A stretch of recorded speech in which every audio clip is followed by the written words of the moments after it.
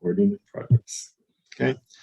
Hello, everyone, and welcome to another fine version of Vendor Showcase for Middle East Librarians Association Conference 2021. I'm William Kopecki. I'm the Secretary Treasurer of MELA. It is my pleasure to help host this event. And I would like to say a shout out to all our wonderful sponsors who are participating in this showcase. We have coming up, the order will be Overdrive, followed by Ferdosi, followed by Project Muse, followed by Librakons and Arthur Fournier, then followed by Libra Books, and Eastview. Everyone gets 20 minutes to use the floor as they see fit and present to you what's new and the latest and greatest in their specific companies. So please do give them your due attention. And at the end of all, there may be time during the presentation for questions. And then for sure at the end, we will have a little roundup and have open floor questions. So without further ado, here is Nadine, who is going to tell us a bit about Overdrive. Nadine, floor is yours. Hi, everyone. My name is Nadine Ashar. I'm originally Lebanese. I live in Cleveland, Ohio, and I'm working with Overdrive. I don't know if you are familiar with Overdrive, but I'm here to present what we do and what do we offer for libraries, corporations, schools, and higher education entities as well. So I'm gonna start and share my screen. 1 second, please. Okay. Can you see my presentation? Yes, we can. Oh, perfect. So I'm gonna start with the classic who we are. We've been in the business since 1986. We have in our catalog more than 4 million ebooks, audiobooks, and streaming videos. And we are helping so far 65,000 libraries are working with Overdrive. What do we do is we help them build their digital library. At the same time, we offer them a catalog that consists of almost 4 million ebooks and audiobooks for them to pick and choose from. And every library will use their budget, their policy, the way they want. We serve, this is an example of a little bit of who we serve, especially in the Middle East. We have ISRA, we have DCT, Sharjah Public Libraries. One of our oldest partners are Qatar National Library. And we do have BAPCO, a lot of universities and schools, Aramco schools too, and all around. We have a very strong presence all around the world. I am very proud to say that we have a very big collection of Arabic books, around 27,000 books from the best publishers. I'm missing some of them, we're negotiating with them. We have Hachette Antoine, Librairie du Liban, as you can see, all those Al-Barrak in Iraq, Al-Manhal in Egypt. I have E-Kitab, Qadi and Ramadi, Dar Ashjar. I mean, you name it. Maybe some of them are still missing, but we are working on it. We have, as I told you, 90% of public libraries in the US and Canada are using Overdrive. We are present in 80 countries so far, and we are growing big in the Middle East and North Africa and Europe. We do offer special content that other platforms won't give. Besides of ebooks and audiobooks, we have magazines for libraries, and just like the same concept, the reader will have his library card, his membership, and they will access the collection that the library and the librarians will purchase and make it available for them. So one of the special content we give is Zinio magazines, Canopy. Recently, we purchased teachingbooks.net, and we have all those databases and streaming media services that we are very proud of too. And those are fairly new. And why libraries choose Overdrive, especially with the pandemic and everybody closed their doors for about 18 months. You can still serve your readers, your members, wherever they are, offering them a digital collection. You can have a digital collection like millions of books like New York Public Library, or you can start with a smaller collection for children, for example. When everybody closed their doors, the digital collection and digital library was always open. And I would say when we compared the numbers, people were reading a lot when they were locked down. Again, I would say that what are the good things about digital collection? Automatic returns, no late fees, nothing is stolen or lost, and you can engage with your community in a better way.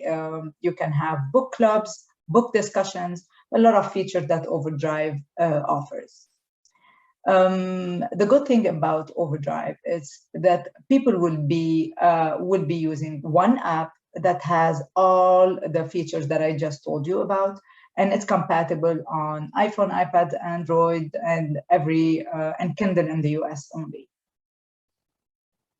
So how do you build your digital collection? Overdrive, you sign an agreement with Overdrive, and we start building your collection. We start building your website.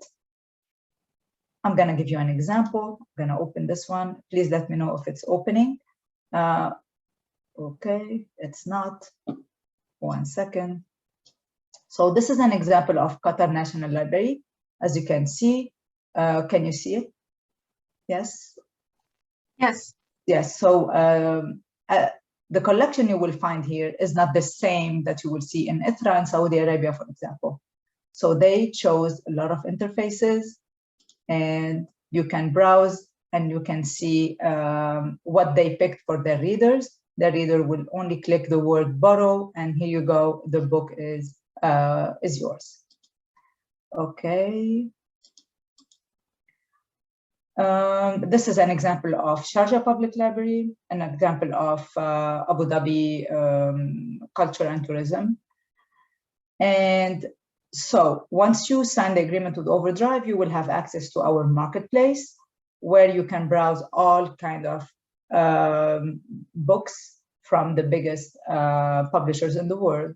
This is some children books we have, just an example, a lot of Arabic books. Now we are very happy to have young adults in Arabic, audiobooks, a lot of audiobooks in Arabic as well.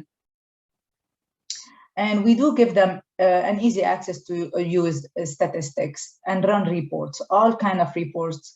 Librarians, it's gonna be very easy, all on one portal. It's marketplace, you buy the books, and you can see all the circulations, the holds, formats, the audiences, everything will be on that same portal, so no confusion. And it's available 24/7. We can train your staff once you build your digital library with us. We will train your staff on collection development, on advertising, marketing, on reporting, on Libby is the app, on all aspects of this project. So it's very easy for the reader. They download the Overdrive app, which is Libby. They find your library and they enter the library card or membership ID, and they can enjoy reading. Libby is our app, as I told you. It's you can customize your browsing option. You can customize your reading option. It has a dyslexic font for people who have dyslexia. It's revolutionary, actually. It's very, very easy. I don't know if anybody used it before, but it's very nice and pleasant. So this is how it looks like. And I wanna add one more thing. I'm almost done. I want to say that publishers, because I work with publishers now, they have a hard time with converting to EPUB, and because EPUB is easy and it's app friendly, They have just like some manuscripts, very hard to convert to digital formats. We do have a cooperation with Nashr Kitab. They are very, very professional. If you don't want them to convert for you, they can at least offer you some tools. This is an example. They prepare the document, they import it, edit it, and publish it. You can do it yourself if they give you the tools, or they can do it for you. Another example of a very well done job they did with Abu Dhabi. Look how it turned from this to a digital book. Very easy and very nice. Okay, and one more thing. That was last, sorry. I want to ask you if you have any questions for me. I am ready to ask, to answer. I try to go as fast as I can to give you an overview of how we work. I cannot go into all the details, but Robin raised his hand. Hey, Robin. Hi. Hi, Nadine. Just a real quick. Sorry. Yes, thank you. It's okay. I'm all right with that. Can you just say again what the content in Overdrive for Arabic language is, and also did you have other Middle Eastern languages represented in the collection? The question is how many books, Arabic books we have. We have around 27,000. And what was the second? If any other Middle Eastern languages, like you have Turkish or Persian? Oh, yeah. We have Persian. We have around, I would say, 20 languages. We have Farsi, we have Urdu, we have Armenian, Kazakhstani. I think we cover, of course, the biggest, largest collection would be English. And after that would come Spanish, German, Swedish. Is your access tiered? Because I just checked our catalog and we have I'm at Yale and we have like 3,000 titles and that's it. Like, do you have tiers and levels of access? Is that how this works? It depends on the publisher. If they gave it to public libraries, they would see more than higher education and colleges. Corporations would see different catalogs and geo rights as well. So it depends on the publisher's terms and conditions.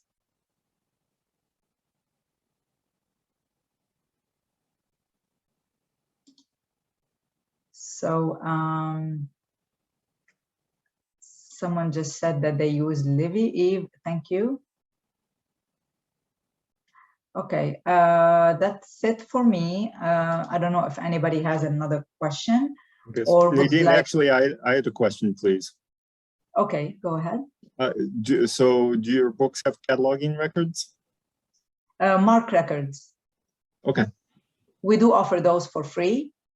So once the project kicks and they choose their collection, it's very easy. Yes, we do have mark records. Okay. In Arabic script also? Not Romanized all, in American? Not all Arabic, but okay. For English, yeah. I would say that since I'm working very closely with this market, it's and you all know the same thing. It's new. We're not there yet where we should be, but we are growing very fast from the publisher side, from digitalization and library. I got a chat from Layli. And what yes. about Metadata Standard? You mean such as maths, premise? I don't think we have those, but I can look into it. I don't think so. Is it from the publisher point of view, or like a library lady? Hello. Yes. Yes, I just wanted to know about these metadata standards. No, it's not just from publishers, like for you, for these manuscripts, and like especially for I mean, for all kind of materials we use for their preservation and their like construction metadata. In Iran, they use somehow, but not completely, because the problem is the language, because you know in Persian. That's why I asked to see that in Middle Eastern libraries how you faced with these metadata standards. And for example, I know that Library of Congress has already profile of MITs for their materials like manuscripts and other like music or audio video materials. So I wanted to see how about your materials like Middle Eastern, especially manuscripts. What kind of metadata standards you are using for description, like even a Dublin core or moods.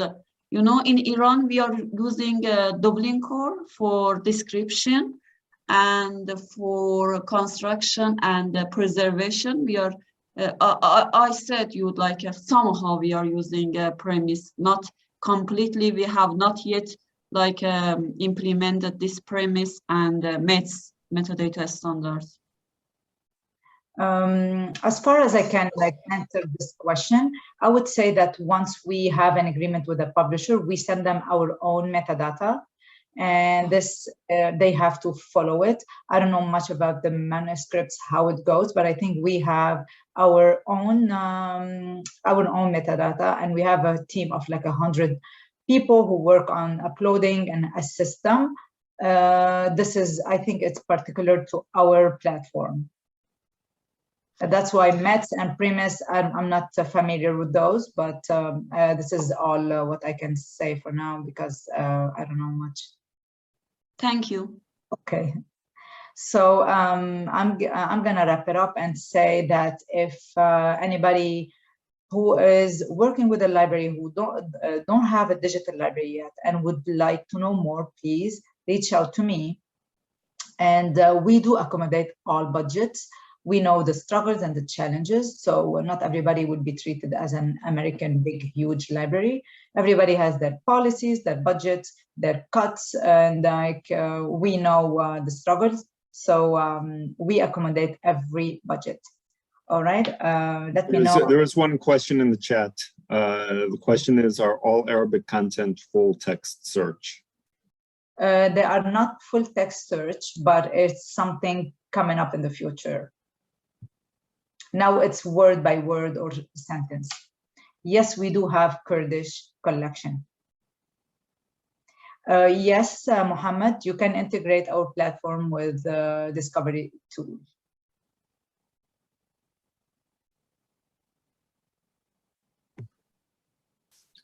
Okay. You're welcome. Okay. Any other questions for Nadine? All right. Okay. Thank you very much. Thank you. Thank you. Thank you. All right. Up next is Ferdosi. Mehdi, are you here?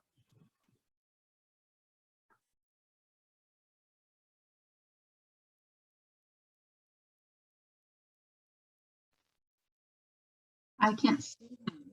Let the participant. I'm not sure that he is here.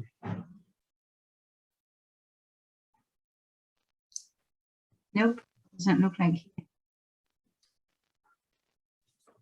Okay, so if that's okay, we can move on with Project Muse. Yes. Are you ready? Hello. Hi. Okay, so everyone, here is Anne, who's going to tell us about what's new with Project Muse. And the floor is yours. May I share my screen? Yes, I just made you co-host. So now you should be able to. Okay.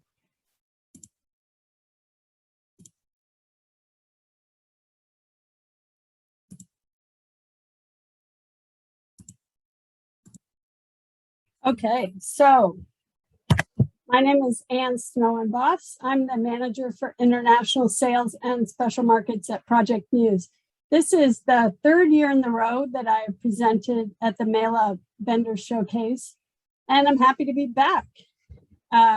and I recognize a lot of your names. So my presentation is pretty brief. It's focused on what's new and hot right now with Project Muse. And will leave plenty of time for questions at the end. So today I'm talking about books custom collections. This was introduced about 1 month ago. So this is very new for us. And it's a complete shift in the way we sell our ebooks. Starting now, older content up to 2021 imprint year will be sold only through the custom collections model, and current year content, so right now that's the 2022 unpublished content, will be sold in pre-made collections. I'm going to talk about an interface and a collection builder tool that we hope to make available to you and your sales agents early in 2022. So how does this work? Up to now, we sold books in pre-made collections, and we sold single titles only through Gobi or Oasis. We could not sell our own single titles. However, now we can. So single titles will be sold at the publisher price. If you're choosing books that were not available for single title purchase before, you can, as long as you have a tiny collection of at least 3. If you want tiered pricing to apply, for example, that Egypt pays less than Saudi Arabia, that requires a minimum of 25 titles in a collection. And with the tool that we will make available to you, you'll be able to create, save, download, tweak, adjust collection, as many collections as you want to. If you have a long tendering process, or it takes a long time for your unit to get approval to make a big purchase, we have the ability to lock the collection and lock the pricing for up to 6 months. So that's something you can ask for. Now, as it's always been for our books, these are DRM free, unlimited downloading, printing, no limits on simultaneous usage.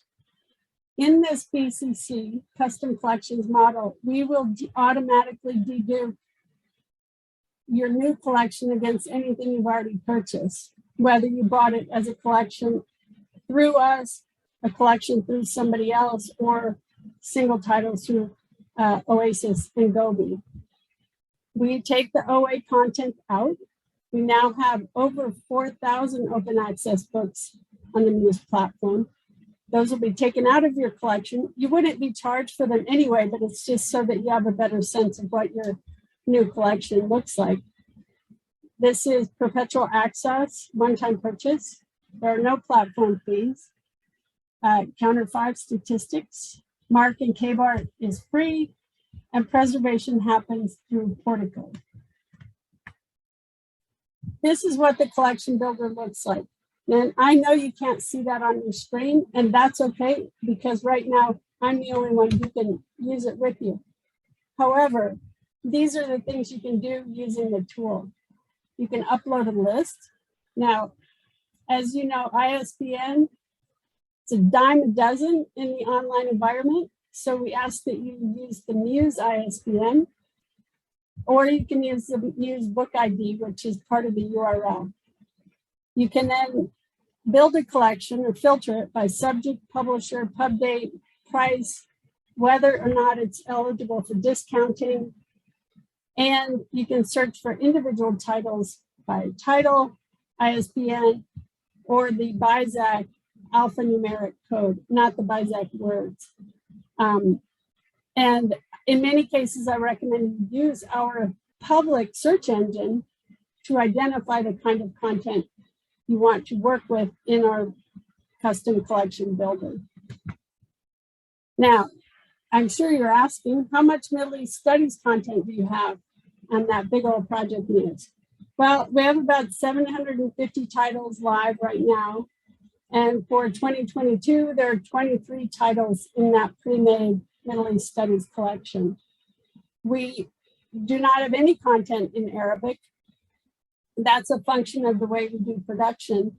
It's also a function of our publishers, which are mainly North American for the book content. The big players in Middle East studies for us are Cornell, NYU, SUNY, Princeton, Syracuse, but a lot of the US university presses do something in Middle East studies, and I can produce a complete list if you're interested. I want to remind you about two different logins that you might see on the Muse platform. One is the Magic Librarian admin portal. And that allows you to see what your library has subscribed or purchased. This is where you go to get usage data, mark records, KBAR, update your authentication methods, or customize your institution's accessibility or default view. The other login is a My Muse library account, and that is for end users. Although librarians are welcome to use it, but it's not going to tell you about what your library owns. This My Muse library is for anybody. You do not have to have access to full text on the Muse platform to use it. You can treat it like a discovery tool to search on the Muse platform, put links to content into your library. You can view your search history or view the content that you opened up. You can create citations, you can create journal and book publisher or subject matter alerts, and you can customize the way you view footnotes and references. You can put in accessibility settings for yourself, the default sort, and everybody's favorite, dark mode for searching while your partner's asleep in bed. All right. Now, that's it. I made it quick. My focus today is these books custom collections, but I'm happy to answer any questions that you have. And I will stop sharing so I can see you.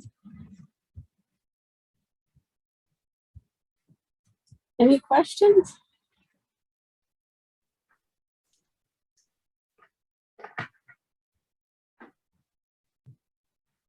Nope. That's all right.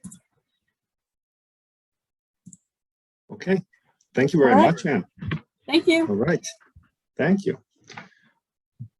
All right, so up next is the tag team of Librakons and Arthur Fournier. Whichever one of you two wishes to go first, the floor is yours.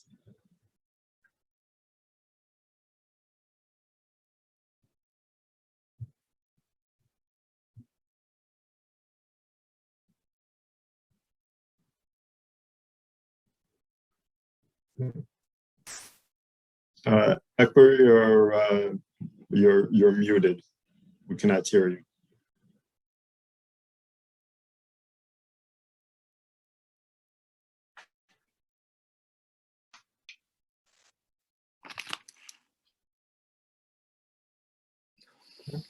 Hello. Yeah. Okay, good afternoon to some and almost good morning to some over this side.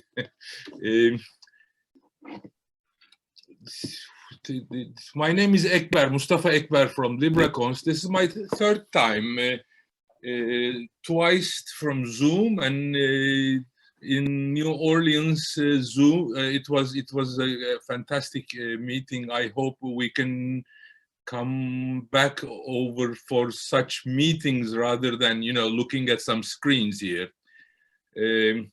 Librakons is the name of our shop. We're in Istanbul, located in Beyoğlu. That's Pera side, the other side of the city. And this is us. That's me, of course, with the white beard and the glasses. Sümeyye is my assistant. She's a master's student at Boğaziçi University, and that boy on the stairs is shipbuilding engineer, but he won't be building any ships because he's building some collections for us. And I hope he'll be doing that for the next 20, 30 years. Some new photographs from our third floor, because we're increasing our shelves. We're putting in new shelves simply because we have new journals put together, as you can see, and some more Ottoman books, old books from the area. And I will show you some more pictures from the shop. You might remember some of them. We have a great collection of posters of different fields, like theaters or commercials or Orient Express. That's something we like very much. And we're also developing our poster collections. We just bought some new shelves for those. I think we have some pictures for that, don't we? No, okay. This is the shop. I mean, the building. The picture in the middle was taken last year. And if anybody remembers, we promised that we would be doing some repainting and some repairs if we are able to sell some books or materials. And the picture on the right is this year's picture. Apparently we have done some things. The building is looking nicer, and I hope it will look even much nicer next week. And the picture on the left is the entrance to our street.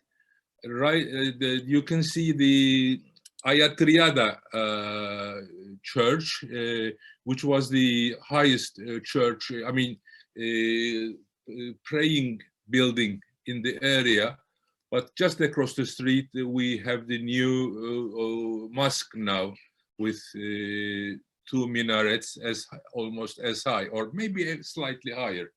So that's where we operate and almost live. And what we do here is to collect firstly collect some periodicals. We have an extensive collection of almost 200 sets of collections. They are improving, they are changing from one subject or from one area to another. And we're getting wider and wider in that area. Of course, mainly the Turkish, old or new Turkish sets have been put together, and also some non-Turkish material has been put together and was serviced to the American university libraries. Some very interesting examples, like a Persian journal which started off in Istanbul, Constantiniye, and was moved to Tehran after 12 issues, almost 3 years later. That's one of the most interesting ones I remember. Also, we have some journals from Syria, basically, because we are in good contact with some of the dealers in Syria. And of course, our our sources include Caucasia, Azerbaijan, and Armenia, and of course also the Balkans and Greece. I mean Greek material rather than Greece simply itself, because there are some material which was printed or published in Istanbul in Greek. This is an interesting part of our business which we've been developing recently.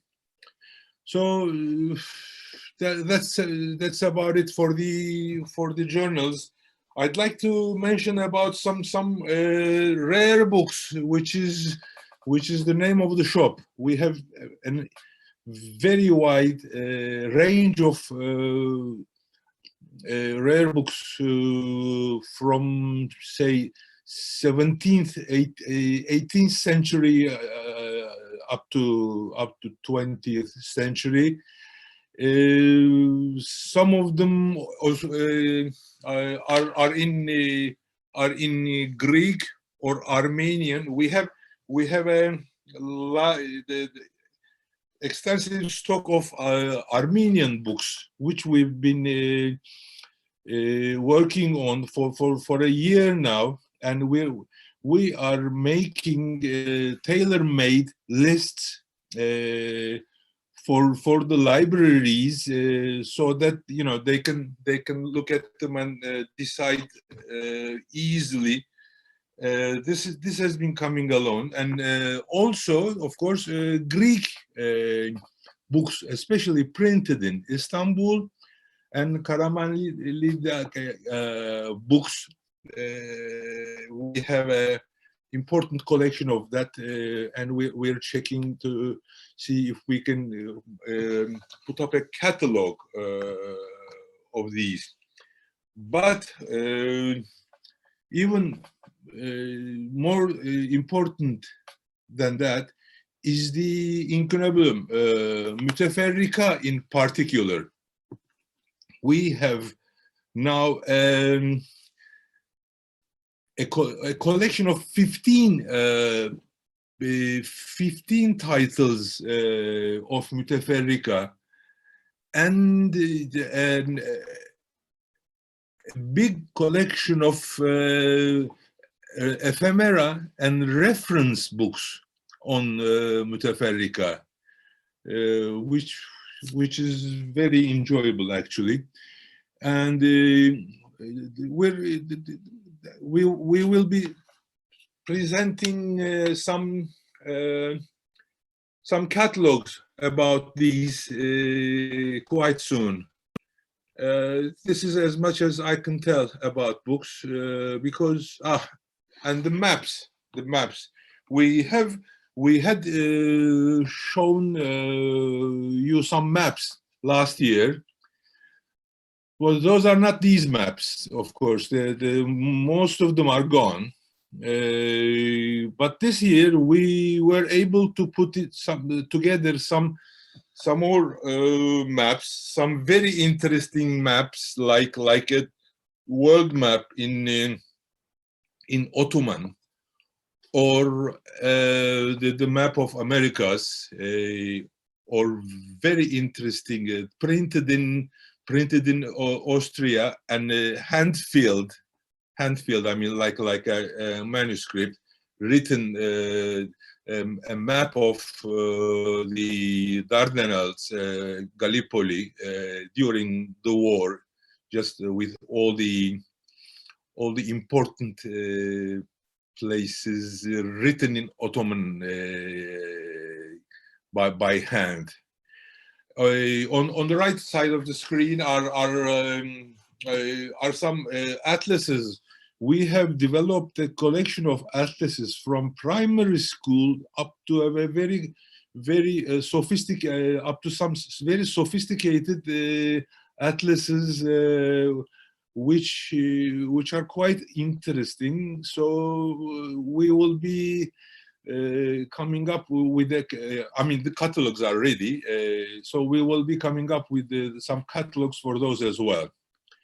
Now, this is as much as I can tell you, because we have some collections of ephemera that we've been working on, and my colleague Sümeyye Hanım has been working on and writing about those collections. And here she is, and here are the collections. Hello, I will take it from here, and I will briefly inform you about our collections. The first one is, I believe, one of the most unique, interesting, and exciting collections we've ever created. And personally, it was very exciting for me to work on this collection.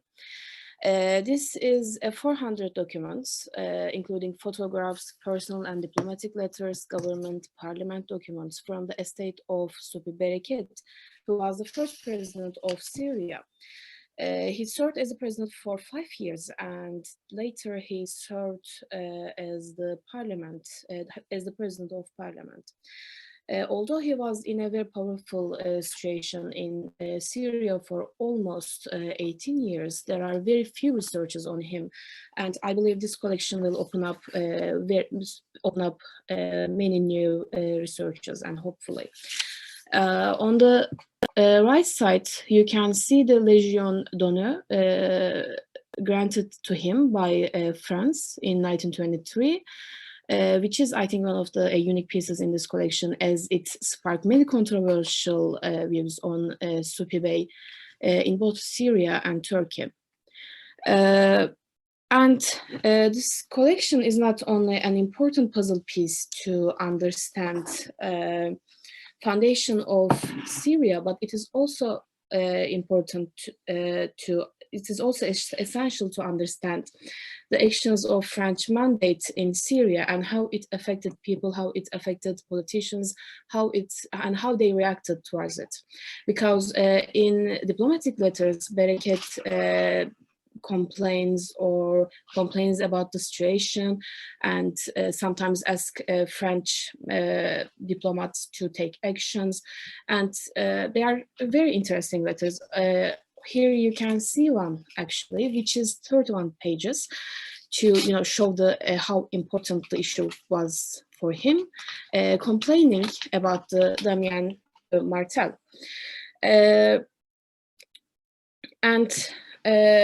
As you may see from this document, which is a draft letter by Supi Bereket to the French Minister of Foreign Affairs, stating that the High Commissioner of Syria, again Martel, did not invite Bereket to an official ceremony because of his own personal agenda.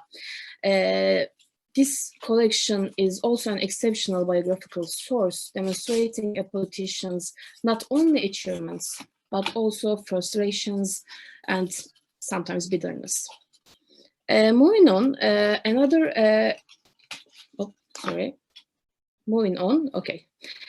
exceptional collection that I believe is very exciting for those who are interested in gender studies or post-colonial studies is this postcard collection, which is around 800 postcards.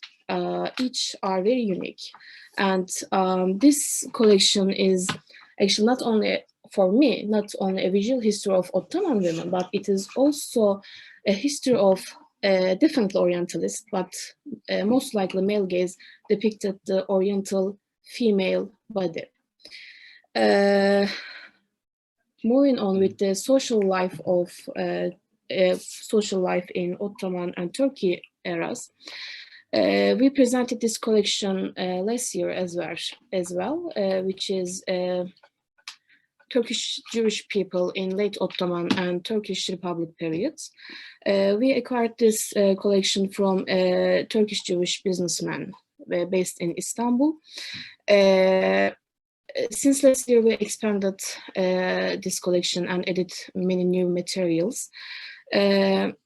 It contains personal letters in French, Turkish, Ladino, and documents from the chief rabbinate, documents from Jewish associations. On the left side, you can see a blacklisting belongs to an official investigation from 1920s, and this was Latinized in 1940s. It is about activities of a Romanian Jew, Romanian Jewish Roland Ginsberg in the leftist circles in Turkey.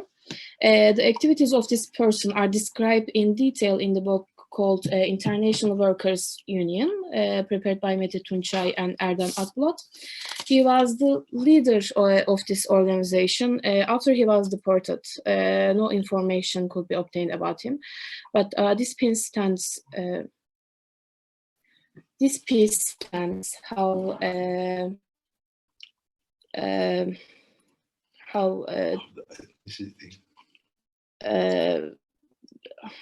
profiling and blacklisting worked during the Ottoman and Turkey eras, both for communists mainly.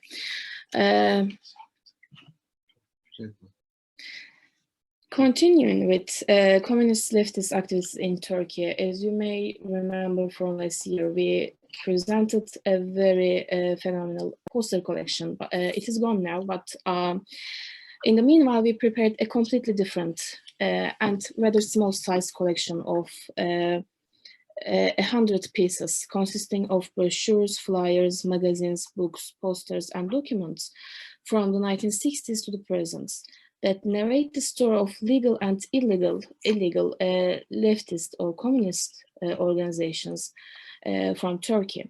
This collection also includes rare photos from mass protests, also postcards, union documents, and publications. The rest of the collections focuses on the cultural history of Turkey. This first one is on theater, cinema, and opera. Actually, this is 3 different collections. One is on theater, one is on cinema, and one is on opera. These each consist of brochures, posters, invitations, tickets, letters, photographs, and each of these collections are very carefully selected to depict the history of performative arts in Turkey. On the left and upper side, you can see in 2 theater brochures in Greek and Turkish. On the left and below side is a Ottoman Turkish a ticket to the play from Ottoman era. And here's another stage art collection. We are offering 2 different collections on music. One is around 200 pieces consisting of historic ephemera as tickets, invitations, brochures, posters of concerts or some kind of programs.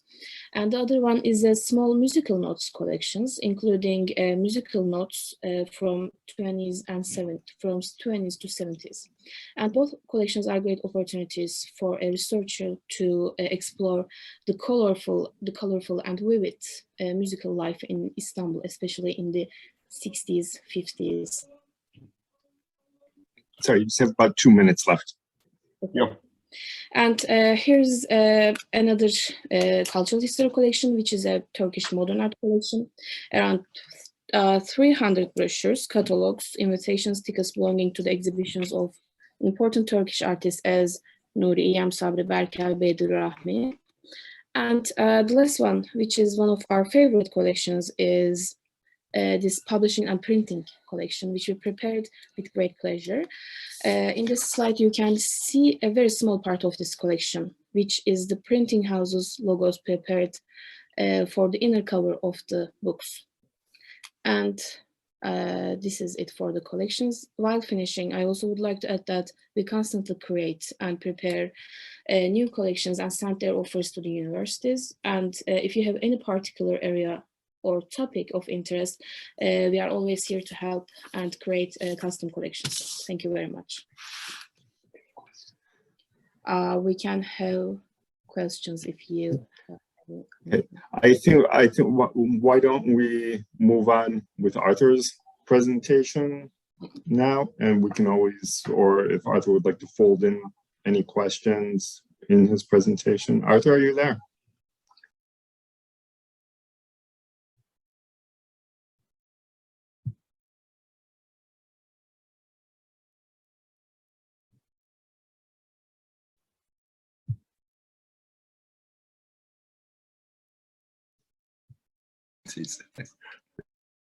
Okay, I didn't see it there. Okay, so maybe just to do a quick there are a couple of questions in the chat.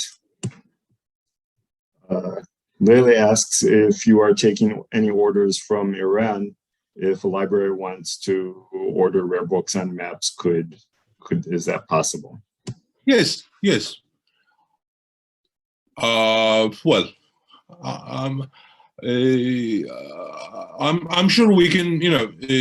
I don't see any problems. We haven't had any problems in the last 2 years, so we can work it quite easily. Do we have an updated website? Is the question that I see? Not really. Not to the liking of the crowd here. The website we have is for over-the-counter business in our market. But we are preparing another system whereby only the academics, I mean, librarians and colleagues can reach to have access to the material we've been talking about in this presentation.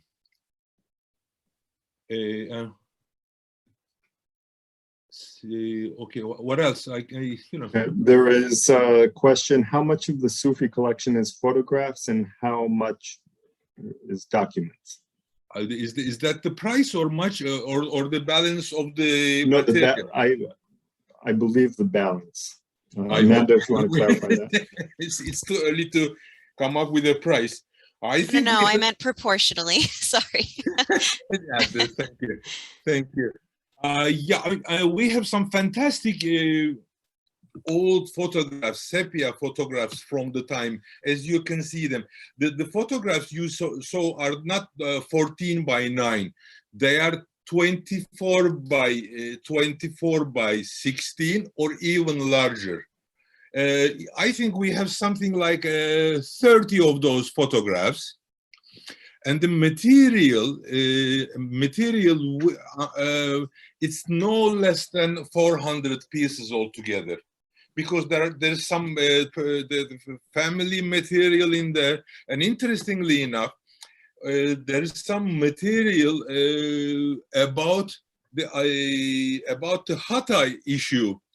When Hatay was joined to Turkey, there are some materials. I mean, for example, he has a Hatay passport, which is quite unique because it was for such a short time, for a very few number of people, and the materials. So it's great fun, but it takes time and energy. And Sümeyye, thanks God, is working on it while I'm in vacation, having gin and tonics. So it still remains to be seen, because we want to exclude some of the material, because we respect the family. I know some members of the family.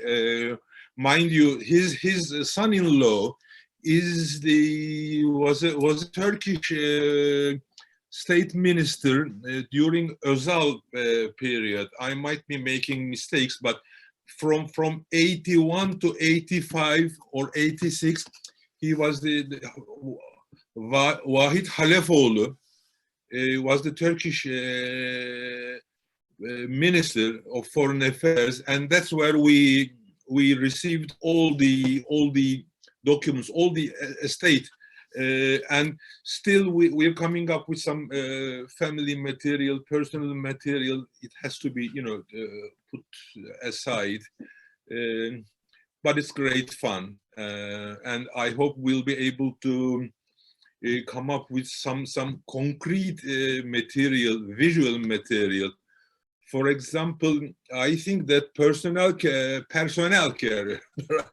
that we saw was on Golan Heights in 1923. Such fantastic images of the place and time. I talked too much. Please stop me.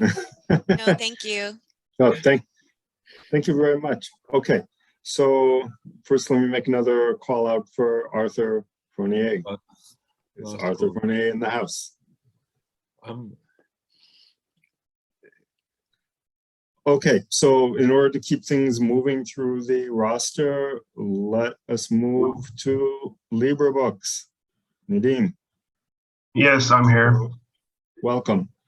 Thank you very much. Thank you. Good evening from Istanbul. I'm sharing my screen, just a second.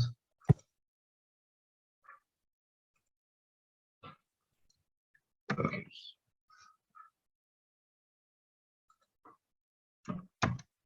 Are you able to see my screen? Yes. Yes. Okay. Good evening from Istanbul. Today I will be talking about our company, Libra Books, and also give you an overview of the Turkish publishing industry in 2020, as usual. For those who don't know us, Libra Books was established in 2002 in Istanbul by my father. We are a family business. I joined the company in 2015, and we serve foreign libraries with a supply of academic titles in Ottoman and Turkish studies, but also archaeology, art, and other subjects. We have an academic publishing division. So far, we have published 489 titles, all in the field of Ottoman and Turkish studies and minority studies. We supply books, journals, ephemeral materials, CDs, DVDs. We process firm orders, we do approval plans, we prepare monthly catalogs. We also prepare catalogs for in-print and out-of-print titles according to your needs. We can search for out-of-print and rare titles upon your requests. We cover Turkey and the Turkish Republic of Northern Cyprus. We cover obviously Turkish, but also any language published in Turkey, including Arabic, Kurdish. Lately, we started covering Uyghur, Armenian, Ladino, any language that you can think of that's published in Turkey, we can supply it. And a new development, we started to provide basic mark records. So if anyone is interested in that, we can talk offline about that. We offer monographs and serials from commercial publishing houses, but also NGOs, government agencies, provinces, educational institutions, corporations, self-published individuals. We also provide non-book materials such as movie posters, lobby cards, posters on political subjects, election materials, ephemeral materials, postcards, business cards, photographs, etc. And our publishing division, Libra Kitab, as I mentioned before, we have published 489 titles up to date, 329 in Turkish, 141 in English, and 19 in French, and some in Ladino as well. We cover Ottoman history, Turkish history, minority studies, cultural studies, and memoirs. And we have a website, librabooks.com.tr, where you can subscribe and get access to our monthly catalogs, see our back catalogs, search for any kinds of any book with different keywords, subjects, ISBN numbers, publishers. We have about, I believe, 30,000 books on the website. And into the state of Turkish publishing industry in 2020. Despite the pandemic, 2020 was a new record year with 78,500 books published, it was an increase of about 15% over the previous year. About 87% were print books, 12% were digital books. There was an increase of 45% on digital books and an increase of 11% on print books. 93% of the books were published by private publishers. The rest was mostly government and the ministries of education. 617 million total books were printed, about 433 by independent publishers, the rest by the Ministry of Education, who distributed the books to the public schools around the country. As you can see, there's an upward trend since 2008, a yearly upward trend. We're now up to 78,000 books in 2020, and it looks like this is gonna keep going. I'm gonna mention some of the reasons in the next slides. And as you can also see, the ebooks is also the ebooks category is also increasing on a yearly basis. When we look at the types of titles published, you'll see that education is the leader because of all the textbooks that are being utilized in the educational system in Turkey, followed by adult fiction and followed by academic books and non-fiction and children books. The number of books that are being printed is also increasing on a yearly basis. We're now up to over 400 million books being printed. And more than half of the books that are being printed are educational books, as I mentioned, because of the education system in Turkey. Students are in need of a lot of textbooks, a lot of educational books. So the market is responding to that. Academic books are only 1% of this category because there's a lot of piracy in Turkey, which leads to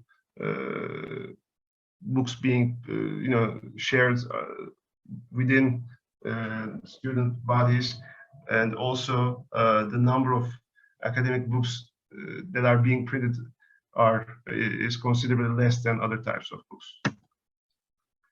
Highlights of 2020, there are some new developments. There are new academic publishers in the market. There's a decreasing trend in newspapers and magazines, similar to what's happening globally. There's an increase in online book sales, especially during the pandemic. It's now 36% of the market is now online sales. There's a new emergence of audiobooks and the death of DVDs and emergence of new streaming platforms. So new academic publishers, one of the criteria in Turkey for an academic to get the associate professor title is to publish a book at an internationally recognized publisher. As a result, new academic publishers have emerged to address this need of Turkish academics to be published. On the right, you'll see some of the new ones that have emerged in the past 2-3 years. Newspapers and magazines are, the circulation, yearly circulation is decreasing on an annual basis. When we look at the numbers of 2020, they're about 40% of what they were 10 years ago. It's not a Turkish phenomenon, it's a global phenomenon as well, but it's just something to point to see what's happening in the media in the Turkish world right now. Audiobooks have become a new trend lately. They're still about 1% of the Turkish publishing market. For about 500 books were released in 2020. That's the triple versus 2019. And there are some new platforms that have come out in the past year or two. As I mentioned before, DVDs are practically dead in Turkey. There are no new Turkish DVD releases since 2018, practically. That's due to the streaming platforms led by Netflix and Amazon Prime Video in Turkey. But there are also other local streaming platforms.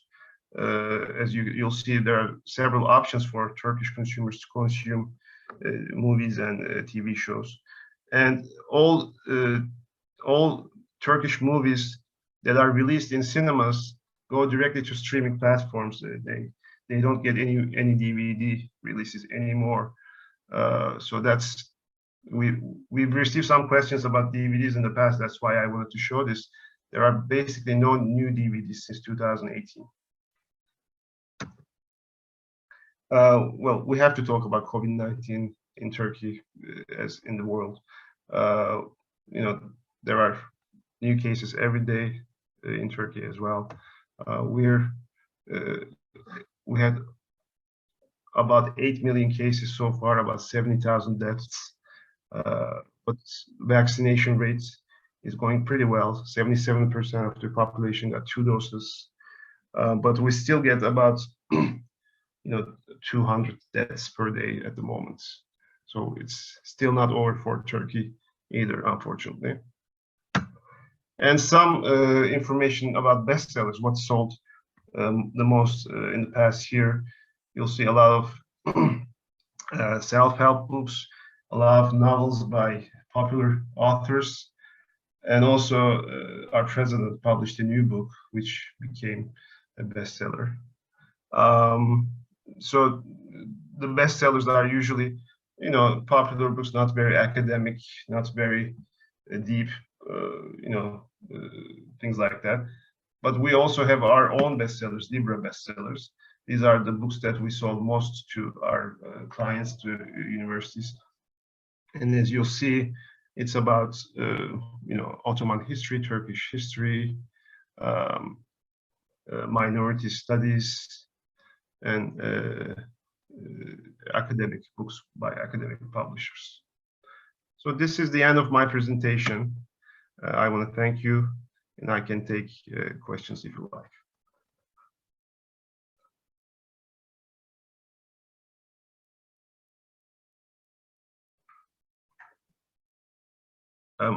I'm reading the questions right now. Would we be interested to publish our books on Overdrive? If you mean our own publication house, yes, we can talk about it offline if you like, Nadine.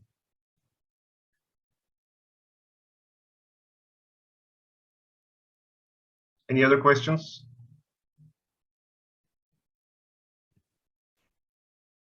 Nadim, what is the impact of the current financial situation in Turkey on the pricing of books? I couldn't hear correctly. The economic situation you ask, I think, right? Yes, about the inflation and the pricing of books. Yes.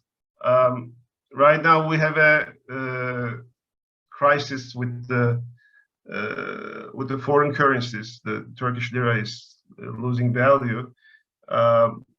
It's gonna eventually, not right now, but it's gonna, in about a month, the prices of the books are gonna increase because of the cost of paper.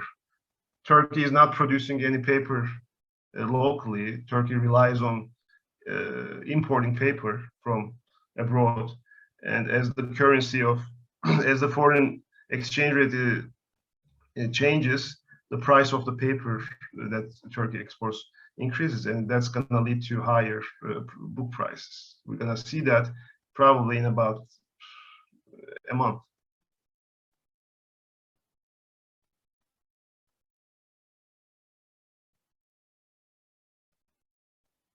When is the Istanbul Book Fair?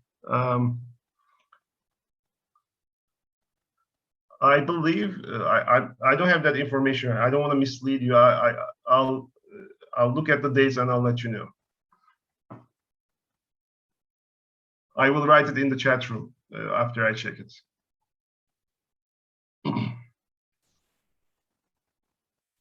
Okay. Are there any other questions for Nadine?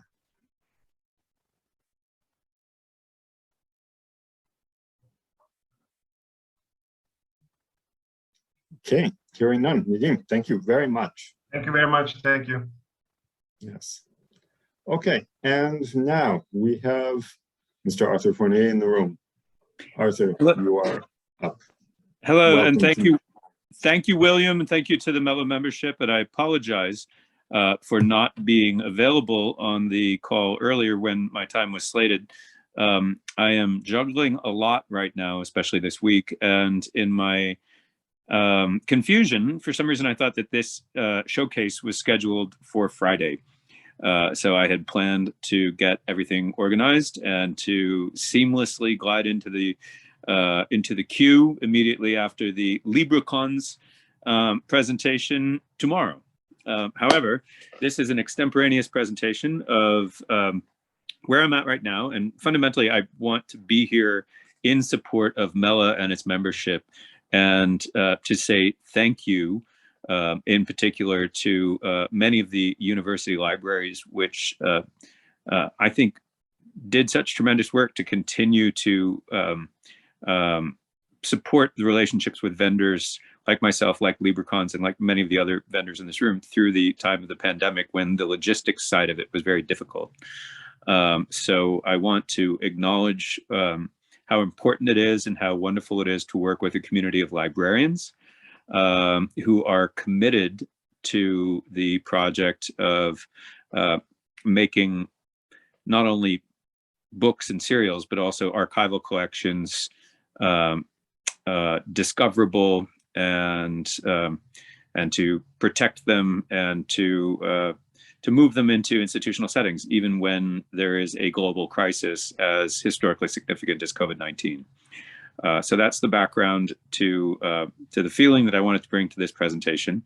I know that my colleagues in Librakons, Ekber and Sumaya, have already discussed with you several of the fascinating collections that they are uncovering in Istanbul and in the surrounding areas.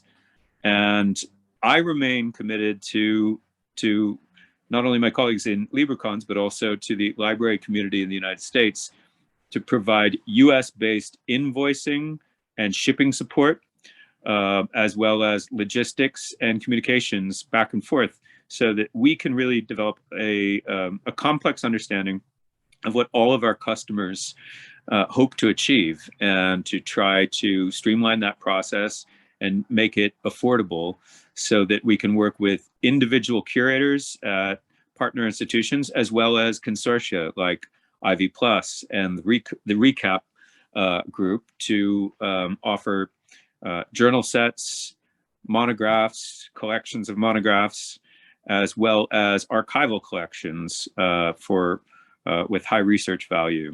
So that is the role that I will continue to play in this capacity, and I look forward to fine-tuning as many of those relationships as we can in the year to come.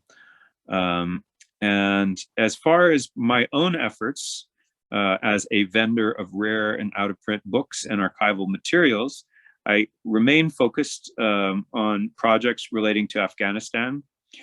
As you may recall from last year or the year before's presentation, I've worked with vendors in Kabul historically to supply journals and monographs related to the Mujahideen period and to the Taliban period and the broader context of the Afghan Civil War. At present, I'm happy to announce that I've formed a relationship with an American photojournalist named Edward Grazda, who was a foreign correspondent and a photojournalist in Afghanistan, throughout Afghanistan, not just Kabul, in the 1990s and early 2000s. And some of you may be aware of the audio component of an archive of CDRs and cassette tapes that was recovered in Afghanistan, which now resides in the collection at Yale. That came from Edward Grazda. And since he and I have made an acquaintance, he is now in the process of trying to group together and find a permanent home for a significant collection of prints and posters, mostly interesting items of graphic art that he collected at the time when he was basically working for Western newspapers and magazines. But he collected posters related to Jamiat Islami and some of the other Islamist groups in Afghanistan that were supported by the Americans, as well as some really interesting UN and Red Crescent, Red Cross materials that used graphic art to communicate about everything from public health and safety, including landmine safety, and how to work with officials to try to remove some of those hazards, as well as just basic health and safety, public health and safety measures from the late 1990s in particular. And then some of the other materials that Ed collected, which I think are particularly fascinating, relate to graphic expressions, illustrated expressions that tried to give a sense of the democratic process to Afghans in Kabul and throughout the provinces. And again, they rely primarily on graphic art, although there is text present in Dari, Pashto, and other languages in some of those items. So that's one collection that I'll be bringing to the attention of the MELA membership group in the coming months. And another collection that I'm also very excited to be able to bring to this particular group of librarians relates to the Algerian Civil War basically the Algerian war materials from the mid 1950s all the way through the end of the 1960s. I've recently come across a group of pamphlets and books that were collected by an American foreign correspondent who was based in North Africa, who has recently passed, and through his heirs, I had an opportunity to acquire his library, and one of the subsets of that library relates specifically to Algeria, although there's also other Maghrebi material there, including basically informational, interesting, some of it very interesting, some of it less so, informational books about Tunisia and Morocco around that same time. So I don't have a tremendous set of visual illustrations to share with you at the moment, because unfortunately I'm not at my home. I am packing up another archival collection, which is unrelated to our endeavors in the Middle Eastern studies. But again, for those of you who may have joined us late, I apologize that I had misscheduled this presentation for myself tomorrow. So I have a block of time scheduled tomorrow to organize some great images and to offer a more coherent and well thought through presentation than the one I believe I've just given extemporaneously. So really, just to refocus, what I want to say is thank you to the MELA member libraries for just the tremendous logistical work and efforts that we went through over the past 18 months to continue our operations and to continue working together through the time of COVID and various periods of quarantine and difficulty. And also simply to say that I'm excited to continue working together with you in the future to help streamline. And I'm just reading the chat here, so I'm smiling. Hi, Guy. To help streamline and really increase the reach of librarians throughout the region, because I'd like to be just a logistical contact who can continue to work and just help with basic communications, invoicing, and just make the US side of the business arrangements around acquiring rare material run more smoothly, so we can really focus on the important curatorial aspects of the kinds of information that you're trying to bring to your research communities. So let me know how I can help. I will make sure to contact colleagues who I've been out of touch with in the last weeks and months, and just touch base in the days to follow. But you can also find my contact information, I believe, in the MELA vendor showcase online information, which I'll pass this mic on to William now so we can move on to the next presentation. Thank you very much. And I hope some of that was useful. And I just look forward to being in touch with you all one-on-one and in the same room together, hopefully next year. Thank you, Arthur. All right. And finally, we have the mighty Eastview. Robert, if you are here, the floor is yours, or you and your team are here, then the floor is yours. Yeah, good evening, or good afternoon, everyone, and thank you so much for sticking around. My name is Chris Franz from Eastview Information Services Sales Department. I'm joined today by Eastview's Director of Strategic Partnerships. On library literature and I have on my schedule for tomorrow a 20-minute presentation for the Middle East Librarians Association. They just called me and said, "We're waiting for the presentation." Arthur, would you please mute yourself? No, I haven't forgotten about it. Tomorrow. Turns out it's fixed day. I don't know my calendar indirectly. The hosts, mic is open. the hosts can do it for them. Okay. Could you? Oh, thank you, Magda. I think he's muted. Yeah, Very good. So, I'm Chris Franz from Eastview Information Services. I'm joined by Robert Lee. He's our Director of Strategic Partnerships. I'm going to go through our new and featured resources for Middle East studies, but first I'm going to pass things to Robert. He has some important news to share. Thank you, Chris. There was a press release that you may have seen yesterday, and before I start in with remarks, let me say thank you as always for having us and for abiding with us during yet another challenging and unusual year. A lot of developments for students, for libraries, and of course in the region. One of the developments for us is that we've taken on the publishing of Cambridge Archive editions. Of course, most of you on the call are very familiar with Archive editions prior to its acquisition by Cambridge. And the imprint has now been acquired by Eastview and will be fully managed by Eastview going forward. What that means for libraries is the complete digital and print backlists will remain available. The imprint, although published by Eastview, will continue to be called Cambridge Archive Editions.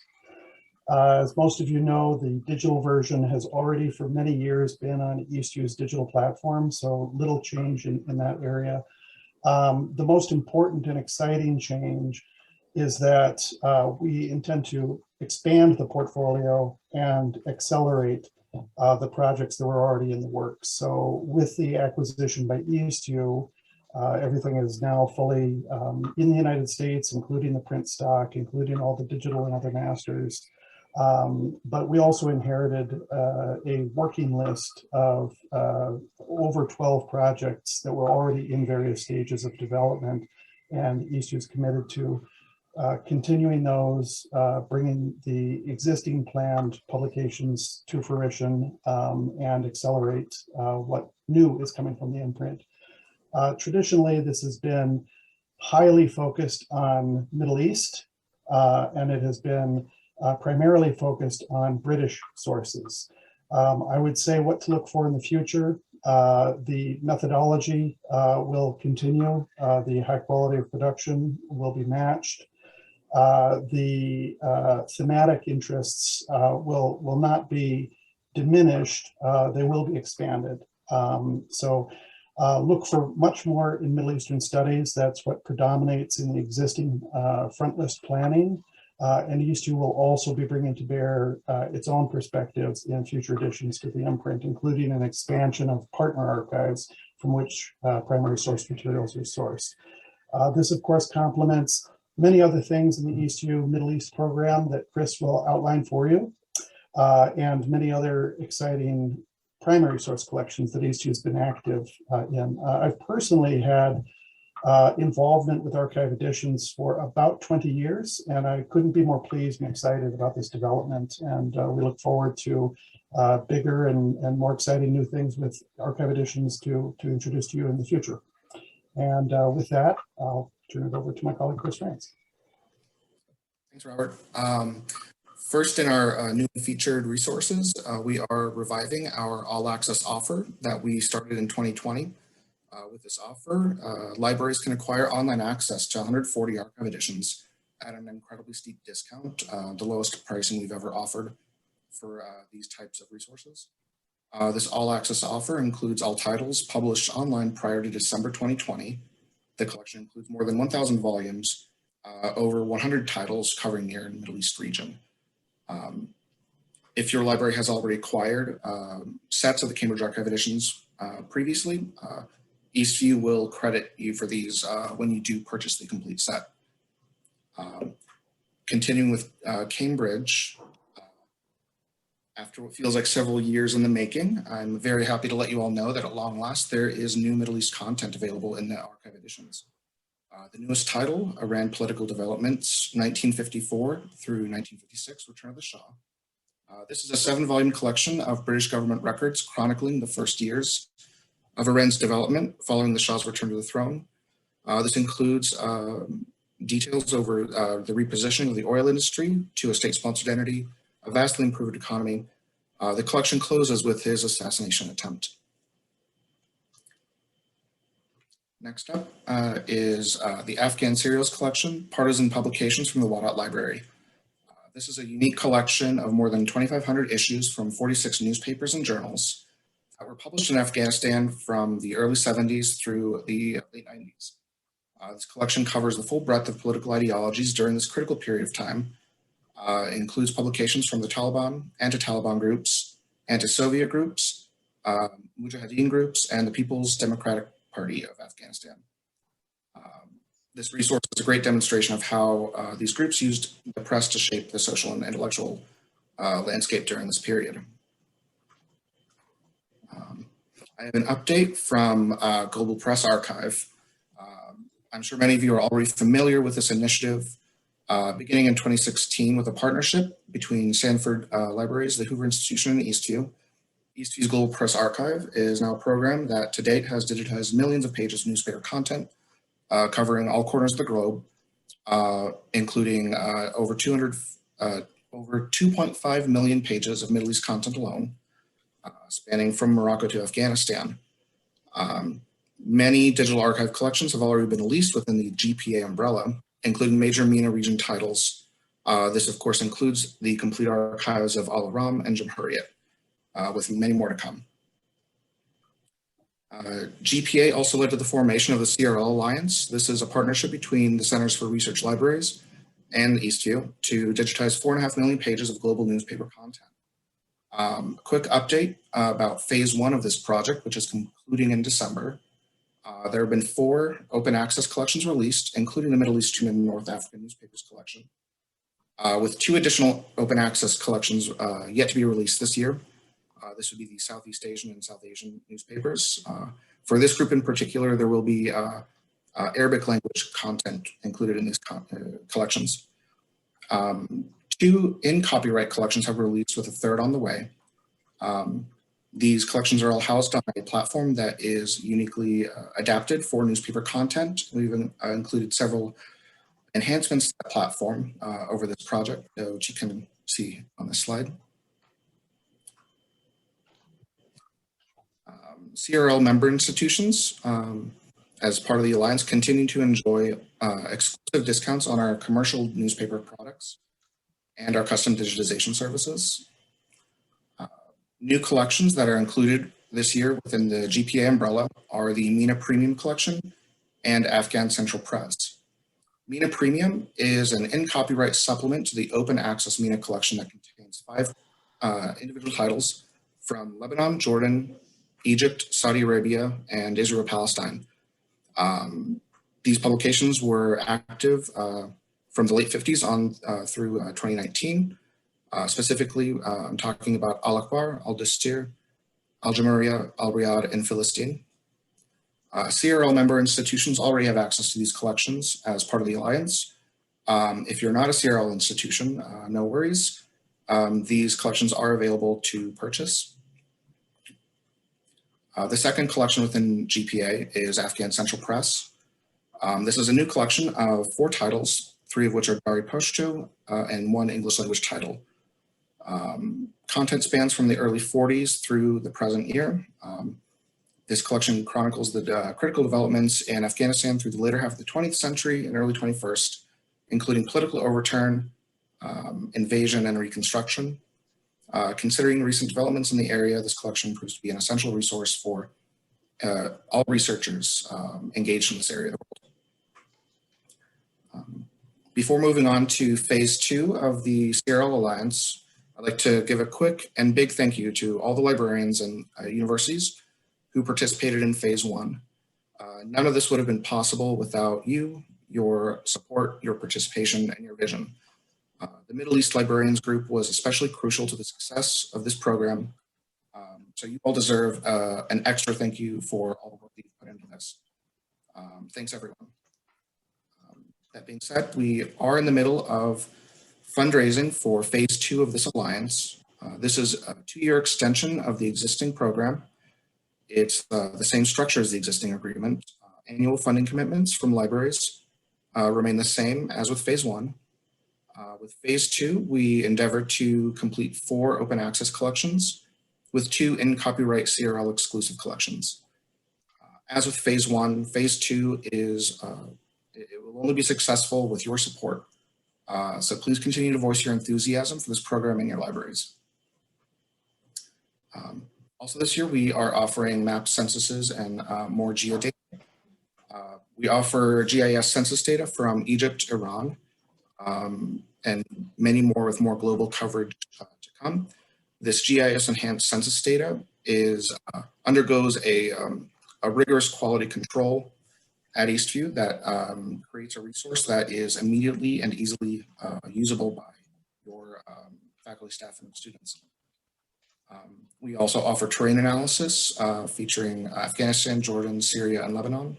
And we have Levant geodata covering Israel, Palestine, Jordan, and the Sinai Peninsula.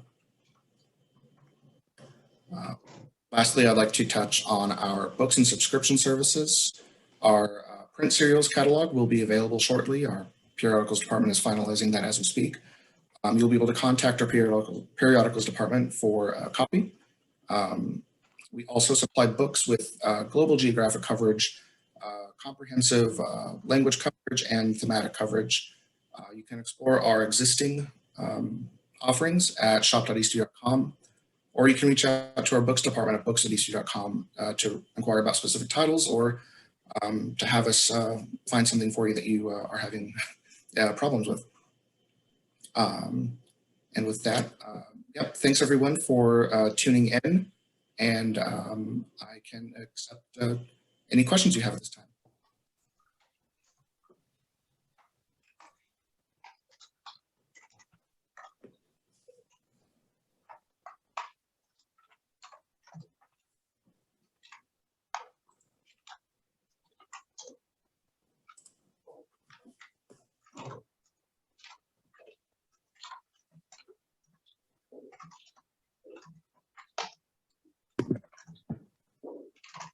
Okay. Are there any questions for Eastview, for Chris, for Robert?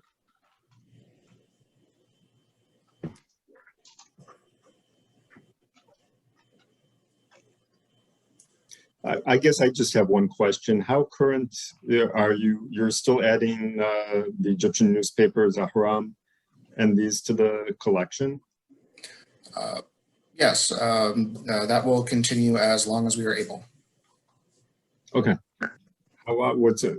I mean, sometime maybe you can report like what the, like how current? Current holdings, I believe, go to 2019 and Al-Aram with 2020 content on the way. Okay. Jamhuriyat, I believe, goes until 2020, but I'm not quite sure now that I think about it. Right. Okay. Thank you. Yeah, those are both planned as annual additions to the deep archives. Okay. All right. So, I mean, we can, you know, you've been listening to all our fine and wonderful presenters and what they have. Are there any questions for anyone that we've heard speak today that maybe we didn't get to your question, or now you just realized you have a question, please speak now or in the chat.